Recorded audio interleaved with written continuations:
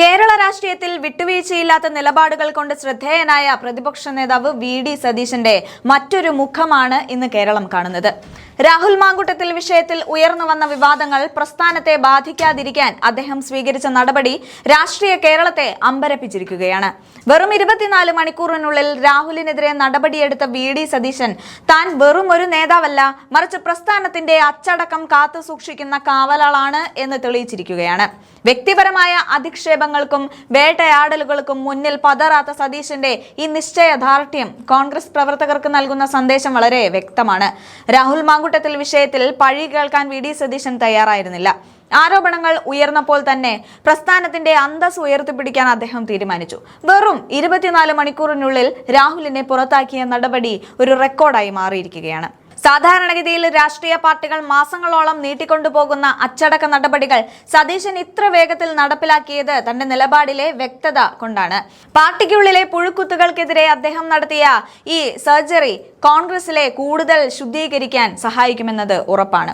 ഇന്ന് മാധ്യമങ്ങൾക്ക് മുന്നിൽ വി.ഡി. സതീശൻ നടത്തിയ പ്രതികരണം ഓരോ കോൺഗ്രസ് പ്രവർത്തകന്റെയും ശിരസ് ഉയർത്തുന്നതാണ്. തന്റെ നിലപാടുകൾ എന്നും സുതാര്യമാണെന്നും അത് കേരളത്തിലെ ഓരോ കുഞ്ഞിനും അറിയാമെന്നും അദ്ദേഹം പറയുമ്പോൾ അത് രാഷ്ട്രീയ എതിരാളികൾക്കുള്ള കനത്ത പ്രഹരമാണ്. വ്യക്തിപരമായ വേട്ടയാടലുകൾക്ക് തന്നെ തളർത്താൻ കഴിയില്ലെന്നും പാർട്ടിയുടെ അന്തസ്സാണ് തനിക്ക് വലുതെന്നും അദ്ദേഹം അടിവരയിട്ട് പറയുന്നുണ്ട്. സ്വന്തം പാർട്ടിയിലെ ക്രിമിനലുകളെ സംരക്ഷിക്കുന്ന പി. രാജീവിനെ പോലുള്ള CPM മന്ത്രിമാർക്ക് മുന്നിൽ സതീശൻ ഉയർത്തിപ്പിടിക്കുന്നത് ഉന്നതമായ രാഷ്ട്രീയ മൂല്യങ്ങളാണ്.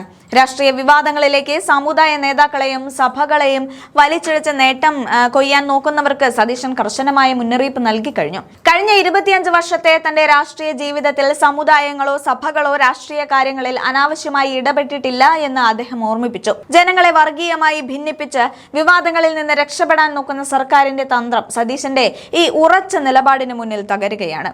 ഒരു പരാതി ലഭിക്കുന്നതിന് മുൻപേ നടപടിയെടുത്ത ഏക പാർട്ടി കോൺഗ്രസ് ആണെന്ന് അദ്ദേഹം അഭിമാനത്തോടെ പറയുന്നു. CPM പ്രതിക്കൂട്ടിലാകുമ്പോൾ അന്വേഷണ കമ്മീഷനുകളെ വെച്ച് സമയം കളയുമ്പോൾ കോൺഗ്രസ് ഇവിടെ നീതി നടപ്പിലാക്കുകയാണ് ചെയ്തത്. നിയമം നിയമത്തിന്റെ വഴിക്ക് പോകട്ടെ എന്ന് പറയുമ്പോഴും താൻ എടുത്ത നിലപാടുകളിൽ അണുവിട മാറ്റമില്ലെന്ന് വി.ഡി. സതീശന്റെ ഉറപ്പ് അദ്ദേഹത്തിന്റെ രാഷ്ട്രീയ കരുത്തിനെയാണ് സാക്ഷ്യപ്പെടുത്തുന്നത്. വിമർശനങ്ങൾ കൊടുങ്കാറ്റായി വരുമ്പോഴും പതറാതെ നിൽക്കുന്ന ഒരു കപ്പിത്താനെ പോലെയാണ് ഇന്ന് വി.ഡി. സതീശൻ. വിട്ടുവീഴ്ചയില്ലാത്ത ഈ പോരാട്ടം വരും ദിവസങ്ങളിൽ പാർട്ടിയെ കൂടുതൽ കരുത്തുറ്റതാക്കുമെന്നത് ഉറപ്പാണ്. എന്തായാലും അദ്ദേഹത്തിന്റെ ആ വീഡിയോ നമുക്കൊന്ന് കണ്ടു നോക്കാം. രണ്ടാമത് CITU കത്ത് കൊടുത്തിരിക്കുകയാണ്. ലോക്കൽ ബോഡിയിലെ ടെക്നിക്കൽ അസിസ്റ്റന്റുമാരെ മുഴുവൻ സ്ഥിരപ്പെടുത്തുന്നു. CITU കൊടുത്ത കത്താണ് മന്ത്രി ഇവരെ സ്ഥിരപ്പെടുത്താൻ വേണ്ടിയിട്ട് ഫോർവേഡ് ചെയ്തിരിക്കുന്നത്. ആ പരിപാടി നടക്കില്ല. കാരണം കോടതി ഉത്തരവുകൾ അനുസരിച്ച് താൽക്കാലിക ജോലിക്കാരെ ഇപ്പോൾ സ്ഥിരപ്പെടുത്താൻ പറ്റില്ല. ഒരുപാട് താൽക്കാലിക ജോലിക്കാർ കേരളത്തിലെ വിവിധ ഡിപ്പാർട്ട്മെന്റുകളുണ്ട്. അവരെയൊക്കെ സ്ഥിരപ്പെടുത്തണം. പക്ഷേ ഇപ്പോൾ CITUവിന്റെ അപേക്ഷ പരിഗണിച്ചിട്ട് ഇവരെ സ്ഥിരപ്പെടുത്താൻ വേണ്ടിയുള്ള മൂവാതും തെരഞ്ഞെടുപ്പിന് മുമ്പുള്ള രാഷ്ട്രീയ പ്രേരിതമായ കാര്യമാണ്. പാർട്ടിക്കാരെ കോടികൾ കൊടുത്ത് സഹായിക്കുന്നത്, ഖജനാവിൽ നിന്ന് പണമെടുത്ത് സഹായിക്കും. ഇത്തരം പരിപാടികളിൽ നിന്ന് ഗവൺമെന്റ് പിന്മാറണം എന്ന് ഞാൻ വിനയപൂർവ്വം ബഹുമാനപ്പെട്ട മുഖ്യമന്ത്രിയോട് അഭ്യർത്ഥിക്കുക. ഇല്ലെങ്കിൽ നിയമപരമായും രാഷ്ട്രീയമായും ഞങ്ങൾ നേരിടും. സർക്കാരിൽ നിന്ന് പണമെടുത്ത് ആ പണം ഞങ്ങൾ പാർട്ടിക്കാരെ കൊണ്ട് തിരിച്ചടക്കും.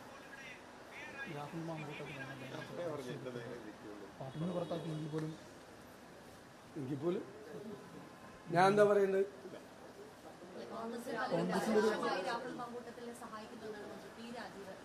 അതിനൊന്നും ഞാൻ മറുപടി പറയാനില്ല. ഞങ്ങൾ എടുത്തതുപോലെ ഒരു നടപടി ആരെടുത്തിട്ടുണ്ട്? ആദ്യം ഒരു പരാതി പോലും കിട്ടുന്നതിന് മുമ്പ് സസ്പെൻഡ് ചെയ്തു. പിന്നീട് KPCC പ്രസിഡന്റ് പരാതി കിട്ടിയപ്പോൾ പാർട്ടിയിൽ നിന്ന് പുറത്താക്കി. മന്ത്രി രാജീവിനോട് പോയി സ്വന്തം പാർട്ടിയിൽ എത്ര പേരുണ്ടെന്നൊന്ന് അന്വേഷിക്കണം. അത് ഞങ്ങൾക്ക് ആവശ്യപ്പെടാനുള്ള അധികാരം ഞങ്ങൾക്കില്ലല്ലോ. ഞങ്ങളുടെ പാർട്ടിയിലല്ലല്ലോ അദ്ദേഹം. പുറത്തല്ലേ. ഞങ്ങളെങ്ങനെയാണ് ആവശ്യപ്പെടുന്നത്? ഞങ്ങൾക്ക് ആവശ്യപ്പെടാനുള്ള അധികാരം ഞങ്ങൾക്കില്ല. ഞങ്ങളുടെ പാർട്ടിയിൽ നിന്ന് പുറത്താണ് നിൽക്കുന്നത്. അയോഗ്യനാക്കാനുള്ള ഒരു നിയമോപദേശം തേടുന്ന സ്പീക്കർ പറഞ്ഞിട്ടുണ്ട്. അയോഗ്യനാക്കാൻ അല്ല, അതൊക്കെ നിയമപരമായ ഏത് വഴികളിലൂടെ പോകുന്നതിനും നിയമത്തിന്റെ വഴിക്ക് പോകും. ഈ കാര്യത്തിലൊക്കെ എൻ്റെ നിലപാട് കേരളത്തിലെ ഓരോ കുഞ്ഞുങ്ങൾക്കും അറിയാലോ. പിന്നെ നിങ്ങൾ എന്തിനാ എന്നോട് ചോദിക്കുന്നു? നിങ്ങൾക്കറിയാലോ നിന്റെ പേരിൽ എന്തുമാത്രം വ്യക്തിപരമായി വേട്ടയാടപ്പെട്ട ഒരാളാണ് ഞാൻ. ഒന്നും കുലുങ്ങിയില്ലല്ലോ. ഞാൻ നിങ്ങളോട് പറഞ്ഞല്ലോ എന്റെ നിലപാട് എന്തിനാ നിങ്ങൾ ചോദിക്കണം. എന്റെ നിലപാട് കേരളത്തിലെ കുഞ്ഞുങ്ങളോട് ചോദിച്ചാൽ ഇക്കാര്യത്തിലുള്ള എന്റെ നിലപാട് പറയും. ഇപ്പൊ ഞാൻ എന്ത് വേറെ നോ കമന്റ്സ്, ഞാൻ ഇനി ഒന്നും പറയാനില്ല. ചെയ്യാനാണ് ഈ കാര്യത്തിൽ ഉണ്ടായിരുന്നത്. അത് നേരത്തെ തന്നെ ചെയ്തു. എന്റെ പാർട്ടി ചെയ്തു, ഞാനല്ല, എന്റെ പാർട്ടി ചെയ്തു. അയോഗ്യനാക്കാൻ ഒരു പ്രമേയം വരികയാണെങ്കിൽ കോൺഗ്രസ് സഭയിൽ പിന്തുണച്ചു കഴിഞ്ഞാൽ അപ്പ ആലോചിക്കും. വരട്ടെ, സാങ്കല്പിക ചോദ്യമല്ലേ. വരട്ടെ, വരുമ്പോ അപ്പ ആലോചിക്കാൻ ഞാനല്ലല്ലോ പറയണ്ടേ, പാർട്ടിയല്ലേ തീരുമാനമെടുത്ത് പറയണ്ടേ. ഇതുമായി ബന്ധപ്പെട്ട ഒരു തീരുമാനവും ഞാൻ ഒറ്റയ്ക്കെടുത്തതല്ല, എല്ലാം പാർട്ടി ഒരുമിച്ചെടുത്ത തീരുമാനം, ആലോചിച്ചെടുത്ത തീരുമാനം. ഞാൻ നോ കമന്റ്സ്, ഞാൻ അതിനെ കുറിച്ച് ഒരു കമന്റ് ഇല്ല.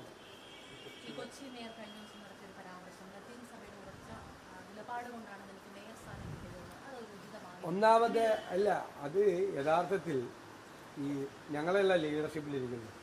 എന്നോടോ DCC പ്രസിഡന്റിനോടോ എറണാകുളം ജില്ലയിലെ മുതിർന്ന നേതാക്കന്മാരോടോ ഒരു സഭയും ആവശ്യപ്പെട്ടിട്ടില്ല ഒരാളെ മേയറാക്കാൻ പറഞ്ഞു. ഒരു സഭയും ആവശ്യപ്പെട്ടിട്ടില്ല. ലത്തീൻ സഭ പ്രത്യേകിച്ച് ഞങ്ങൾക്ക് അവരുമായിട്ടൊക്കെ ആ സഭാ അധ്യക്ഷന്മാരുമൊക്കെ ആയിട്ട് നല്ല വ്യക്തിപരമായ ബന്ധമുള്ളതാണ്. അവരൊരിക്കലും അസംബ്ലി സീറ്റിൽ പോലും അവർ സ്ഥാനാർത്ഥിയെ നിർത്തണമെന്നോ സ്ഥാനാർത്ഥിയുടെ പേരോ പറയാത്ത ആളുകളാണ്. പ്രത്യേകിച്ച് എറണാകുളം, കോട്ടപ്പുറം, കൊച്ചി രൂപതകളിലൊക്കെയുള്ള ലത്തീൻ സഭയല്ല, അവരൊരിക്കലും പറഞ്ഞിട്ടില്ല ഞങ്ങളോട്. മാത്രമല്ല, അവർ ഈ സമുദായ അംഗമല്ലല്ലോ, പിന്നെ എന്താ ഈ വിവാദം? അവരാ സമുദായത്തിലെ അംഗമല്ല, പിന്നെ എന്തിനാണ് വിവാദം? അത് നമ്മൾ ചെന്നിട്ടിപ്പോ ഞാൻ ലത്തീൻ സഭയുടെ നിങ്ങൾ ഞങ്ങൾക്ക് നൽകുന്ന പിന്തുണയിൽ പൂർണ്ണമായ സന്തോഷമുണ്ട്. അപ്പൊ നമ്മൾ ഒരു ഇലക്ഷൻ ജയിച്ചിട്ട് ചെല്ലുമ്പോൾ പറയണം, അത് ഇന്നത്തെ ഒരു പ്രത്യേക സാഹചര്യത്തിൽ അത് വേറെ രീതിയിൽ തെറ്റിദ്ധരിക്കപ്പെട്ടാണെന്നില്ല. അല്ലെങ്കിൽ അവിടെ ചെല്ലുമ്പോൾ നിങ്ങളൊക്കെ നൽകിയ ഇതിന് പൂർണ്ണമായ സന്തോഷമുണ്ടെന്ന് എല്ലാ സമുദായങ്ങളും പോവും. പറഞ്ഞപ്പോൾ അത് വൈകാരികമായി പറഞ്ഞതാണ്. ആ സഭയുടെ ഭാഗത്ത് നിന്നും ഞങ്ങളോടല്ലേ പറയേണ്ടത്. ഒന്നുകിൽ എന്നോട് പറയണം, അല്ലെങ്കിൽ DCC പ്രസിഡന്റിനോട് പറയണം, അല്ലെങ്കിൽ ജില്ലയിലെ ഏതെങ്കിലും മുതിർന്ന നേതാക്കന്മാരോട് പറയണം. അവരെ വലിച്ചടയ്ക്കും. കാരണം അവരെ ഇതിനകത്തേക്ക് വലിച്ചടയ്ക്കരുത്. കാരണം അവരാരും ഒരിക്കലും ഞങ്ങളോട് സംസാരിച്ചിട്ടില്ല. ഞാൻ 25 വർഷമായിട്ട് MLA ആയിട്ട് ഇരിക്കുന്നതല്ലേ, 25 വർഷമായിട്ട് MLA ആയിട്ട് ഇരിക്കുന്ന ഒരാളാണ്. അവരൊന്നും ഒരു കാര്യത്തിൽ ഇടപെടാറില്ല. എനിക്കെതിരെ കഴിഞ്ഞ പ്രാവശ്യം മത്സരിച്ചത് ലത്തീൻ സമുദായ അംഗമാണ്. അപ്പോഴും അവര് ആളെ ജയിപ്പിക്കാനും ഇടപെട്ടിട്ടില്ല. മനസ്സിലായില്ലേ? അവരന്നിനും ഇടപെടില്ല. അവരങ്ങനെ അവരുടെ വിഷയങ്ങൾ എന്തെങ്കിലും അവരൊക്കെ ഈ തീരപ്രദേശത്തെ വിഷയങ്ങൾ, മുനമ്പത്തെ വിഷയങ്ങൾ, പള്ളുരുത്തിലെ അല്ലാതെയൊന്നും അവരൊന്നുമില്ല. അവരൊന്നും അങ്ങനെ വന്ന് സംസാരിക്കില്ലെന്ന്. അങ്ങനെയൊന്നും അവർ വന്ന് സംസാരിക്കുന്നവരല്ല. അവര് സംസാരിക്കുന്ന ആളുകളല്ല. അങ്ങനെ മാത്രമല്ല, അങ്ങനെ സമുദായങ്ങളല്ലല്ലോ പറയുന്നത്. പിതാക്കന്മാർ സംസാരിച്ചത് മേയർ തന്നെയാണ് പ്രസംഗത്തിൽ പറഞ്ഞത്. പിതാക്കന്മാർ തനിക്ക് വേണ്ടി സംസാരിച്ചത് മേയർ തന്നെയാണ് പ്രസംഗത്തിൽ പറഞ്ഞത്. എനിക്കറിയില്ല, ഞങ്ങളോട് പറഞ്ഞിട്ടില്ല. എന്തായാലും കൊച്ചിയുടെ ഭരണം ഇതുമായിട്ട് എന്ത് ബന്ധവും വെറുതെ വേണമെങ്കിൽ ഒരു വിവാദം കൂടെ ഉണ്ടാക്കി വേറൊന്നുമില്ലെങ്കിൽ ഇത് എടുക്കാം. ഇപ്പൊ ഇന്ന് വേറെയൊക്കെ വന്നേക്കുന്നതുകൊണ്ട് അതങ്ങ് പോയി. ഇല്ലെങ്കിൽ ഇന്നിപ്പോ വേറെ വാർത്തയൊന്നും വന്നില്ലെങ്കിൽ ഇന്നങ്ങ് ചെയ്യാം.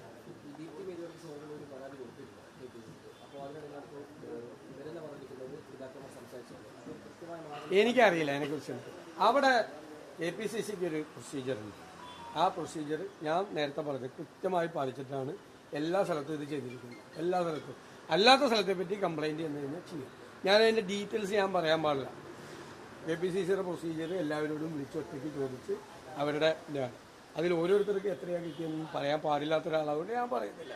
ആ പ്രൊസീജിയർ അനുസരിച്ച് മുതിർന്ന നേതാക്കൾ ഇരുന്ന് ഓരോ കൗൺസിലർമാരുടെ അഭിപ്രായം ചോദിച്ചെടുത്തിരിക്കുന്ന ഒരു തീരുമാനമുണ്ട്. ഒരു പ്രൊസീജിയർ വയലേഷനും അവിടെ ഈ ജില്ലയിൽ എങ്ങും നടന്നിട്ടില്ല. ഏതെങ്കിലും ജില്ലയിൽ നടന്നിട്ടെങ്കിൽ അത് പരാതി കൊടുത്താൽ പാർട്ടി പരിശോധിക്കുകയും ചെയ്യും. അത്രയേ ഉള്ളൂ. ഈ ശബരിമല സ്വർണ്ണക്കുള്ള കേസിൽ തന്ത്രിയുടെ അറസ്റ്റോട് കൂടിയിട്ട് പലരും രക്ഷിക്കാനുള്ള ശ്രമം നടക്കുന്ന ഒരു വിമർശനം നിലനിൽക്കുന്നു. അതായത് മുൻ മന്ത്രിയെ ചോദ്യം ചെയ്തു, അത് അവരൊന്നും അറസ്റ്റ് ചെയ്യുന്നില്ല എന്നൊരു വിമർശനം. ഞാൻ പറയണത്, ആരാണെങ്കിലും ഈ കേസിൽ കുറ്റം ചെയ്താൽ നിയമത്തിന്റെ മുന്നിൽ കൊണ്ടുവരും. ആരാണെങ്കിലും കൊണ്ടുവരാം. ശബരിമല തന്ത്രിയെ പോലെ ഒരാളെ അറസ്റ്റ് ചെയ്യുമ്പോൾ അദ്ദേഹത്തിന്റെ ഇൻവോൾവ്മെന്റ് എന്താണ് കേസ്, ഏത് കാര്യത്തിലാണ് അദ്ദേഹം ഈ കേസിൽ ഒരു പ്രതിയായത്, എന്തിനാണ് അറസ്റ്റ് ചെയ്തതെന്ന് പറയേണ്ട ഒരു ബാധ്യത കൂടി SITക്ക് ഉണ്ട്. അത്രയേ ഉള്ളൂ. ആരാണെങ്കിലും ഇപ്പം മന്ത്രിയെ അറസ്റ്റ് ചെയ്ത് കഴിഞ്ഞാലും ഒരു മന്ത്രിയെ പെട്ടെന്ന് അറസ്റ്റ് ചെയ്യുമ്പോൾ എന്താണ് മന്ത്രിയുടെ പങ്കാളിത്തം? മന്ത്രിയെ അറസ്റ്റ് ചെയ്താലും തന്ത്രിയെ അറസ്റ്റ് ചെയ്താലും അവരുടെ പങ്കാളിത്തം എന്താണ് എന്ന് വ്യക്തമാക്കണം. ഇപ്പോൾ മുൻ ദേവസ്വം ബോർഡ് പ്രസിഡന്റുമാരെ അറസ്റ്റ് ചെയ്ത സമയത്ത് അവരുടെ പങ്കാളിത്തം എന്താണ് എന്ന് കോടതിയിൽ വളരെ വ്യക്തമായിട്ട് പറയാറുണ്ട്. അവർ ജാമ്യാപേക്ഷ കൊടുക്കുമ്പോഴും മറ്റത്. അതുപോലെ ശബരിമല തന്ത്രി എന്ന് പറയുന്നൊരു വളരെ പ്രധാനപ്പെട്ട സ്ഥാനത്തിരിക്കുന്ന ഒരാളാണ്. അദ്ദേഹത്തെ അറസ്റ്റ് ചെയ്യുമ്പോൾ ഏത് കാരണത്തിന്റെ പശ്ചാത്തലത്തിലാണ് അറസ്റ്റ് ചെയ്തിരിക്കുന്നത്, എന്ത് ഗ്രൗണ്ടിലാണ് അറസ്റ്റ് ചെയ്തിരിക്കുന്നതെന്ന് ഒരു പൊതുസമൂഹത്തോട് പറയുന്നത് നന്നായിരിക്കും എന്നാണ് എൻ്റെ അഭിപ്രായം. അത് നാളെ ഒരു മുൻ മന്ത്രിയെ അറസ്റ്റ് ചെയ്ത് കഴിഞ്ഞാലും ഇത് തന്നെ വേണം. ഞാൻ വളരെ കൃത്യമായിട്ട് പറഞ്ഞിട്ടുണ്ടല്ലോ, ഞങ്ങൾ SITയുടെ പ്രവർത്തനത്തിൽ ഞങ്ങൾ ഒരു സംശയവും രേഖപ്പെടുത്തില്ല. SITയുടെ മീതെ മുഖ്യമന്ത്രിയുടെ ഓഫീസിൽ നിന്ന് സമ്മർദ്ദം ചെലുത്താൻ ശ്രമിച്ചപ്പോഴാണ് ഞാൻ പറഞ്ഞത്. സമ്മർദ്ദം ചെലുത്തി അവർ ആ സമയത്ത് തെരഞ്ഞെടുപ്പ് കാലത്ത് ഇവരെ ഒന്നും ചോദ്യം ചെയ്യാതെ ഒന്ന് നീട്ടിക്കൊണ്ടുപോകാൻ ശ്രമിച്ചു. അത് കോടതി അത് തന്നെ പറഞ്ഞു ഇല്ലേ? തെരഞ്ഞെടുപ്പ് കഴിഞ്ഞപ്പോൾ കോടതി അതേ അഭിപ്രായം തന്നെ പറഞ്ഞൊരു മന്ദഗതിയിലായി അന്വേഷണം എന്ന് പറഞ്ഞു. അന്വേഷണം നന്നായി കൊണ്ടുപോട്ടെ. ഹൈക്കോടതി നിയമിച്ച ഒരു SIT ആണ്. ഹൈക്കോടതിയിൽ ഞങ്ങൾക്ക് പൂർണ്ണമായ വിശ്വാസമുണ്ട്. ഹൈക്കോടതി നിയമിച്ച ഹൈക്കോടതിയുടെ സൂപ്പർവിഷനിൽ നടക്കുന്ന അന്വേഷണമാണ്. ആ അന്വേഷണം നടക്കട്ടെ. പക്ഷെ ഒരാളെ അറസ്റ്റ് ചെയ്ത് റിമാൻഡ് ചെയ്യും. എന്താണ് അയാളുടെ പങ്ക് എന്നോട് പറയുന്നത് നന്നായിരിക്കും. ഇപ്പൊ നിങ്ങൾക്കറിയോ? ഇല്ല. എനിക്കറിയോ? ഇല്ല. അതുകൂടി ചെയ്യണം. അതിപ്പോ നാളെ ഒരു മുൻ മന്ത്രിയെ അറസ്റ്റ് ചെയ്ത് കഴിഞ്ഞാലും മുൻ ദേവസ്വം ബോർഡ് പ്രസിഡന്റ് അറസ്റ്റ് ചെയ്താലും ആ കാരണം കൂടി പറയണം. എന്താണ് ഇൻവോൾവ്മെന്റ്? അത് പറഞ്ഞാൽ നന്നായിരിക്കും. അത്രയുള്ളൂ എനിക്ക് പറയാം. നിയമത്തിന്റെ വഴിക്ക് പോകും. അത്രയേ ഉള്ളൂ. ഞാൻ ഇത്ര നേരം പറഞ്ഞിട്ട് പിന്നെ എൻ്റെ ഒന്നും കിട്ടിയില്ല.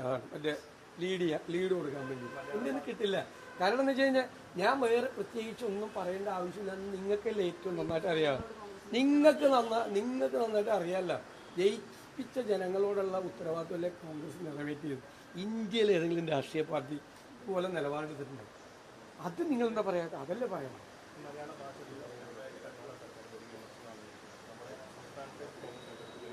ഞങ്ങളതിന്റെ വിശദാംശങ്ങൾ പരിശോധിച്ചിട്ട് അഭിപ്രായം പറയാം. തീർച്ചയായിട്ടും. അല്ല അത് പരിശോധിച്ചിട്ട് പറയാം. എന്ത് സാഹചര്യത്തിലാണ് അവരെങ്ങനെ വിമർശിക്കുന്നതെന്ന് പരിശോധിച്ചിട്ട് തീർച്ചയായിട്ടും പറയാം.